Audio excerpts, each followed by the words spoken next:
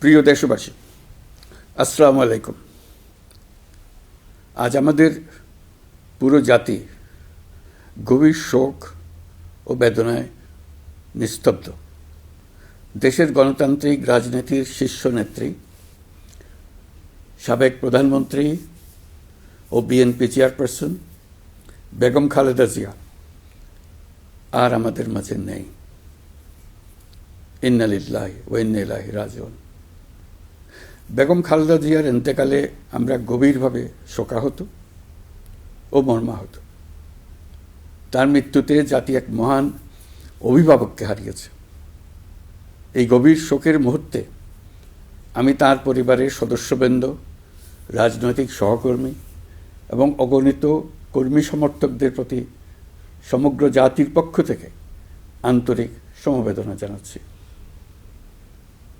মহান আল্লাহর কাছে আমার প্রার্থনা, তিনি যেন আমাদের সবাইকে এই গভীর শোক কাটিয়ে ওঠার শক্তি দান করেন।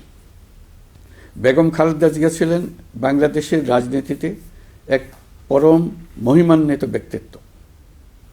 গণতন্ত্র, বহুদলীয় রাজনৈতিক সংস্কৃতি এবং জনগণের অধিকার প্রতিষ্ঠার সংগ্রামে তার অসামান্য ভূমিকা ইতিহাসে অম্লান হয়ে থাকবে। স্বৈরাচার ও ফেসিবাদের বিরুদ্ধে তাঁর আপসহীন নেতৃত্ব বারবার জাতিকে গণতন্ত্রহীন পরিস্থিতি থেকে উত্তরণের পথ দেখিয়েছে এবং মুক্তির প্রেরণা জুগিয়েছে। দেশ ও জাতির প্রতি তাঁর সমুজ্জ্বল অবদান জাতি চিরকাল শ্রদ্ধার সাথে স্মরণ করবে। তাঁর দীর্ঘ রাজনৈতিক যাত্রা, গণমুখী নেতৃত্ব এবং প্রিয় মাতৃভূমির স্বাধীনতা ও সার্বভৌমত্বকে সমুন্নত রাখতে তাঁর অবিচল ভূমিকা অবিস্মরণীয় হয়ে থাকবে। এমন একজন মহান দূরদর্শী ও নিখাদ দেশপ্রেমিক নেত্রীর শূন্যতা পূরণ হবার নয়।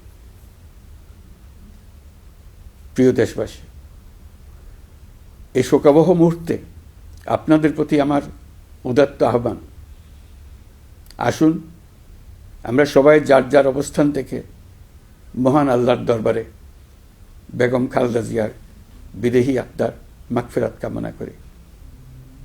একই সঙ্গে জাতির এই কঠিন সময়ে আমরা যেন ঐক্যবদ্ধ থাকি। শোকের এই সময়ে কেউ যেন অস্থিতিশীলতা বা নাশকতার অপচেষ্টা চালাতে না পারে, সে বিষয়ে আমি সবাইকে সজাগ থাকার আহ্বান জানাচ্ছি। এই সময়ে আমাদের সবার দায়িত্বশীল ভূমিকা পালন করা অত্যন্ত জরুরি। প্রিয় দেশবাসী, সাবেক প্রধানমন্ত্রী বেগম খালেদা জিয়ার মৃত্যুতে আমি 3 দিনের রাষ্ট্রীয় শোক এবং আগামীকাল তার নামাজে জানাজার দিনে একদিনের সাধারণ ছুটি ঘোষণা করছি।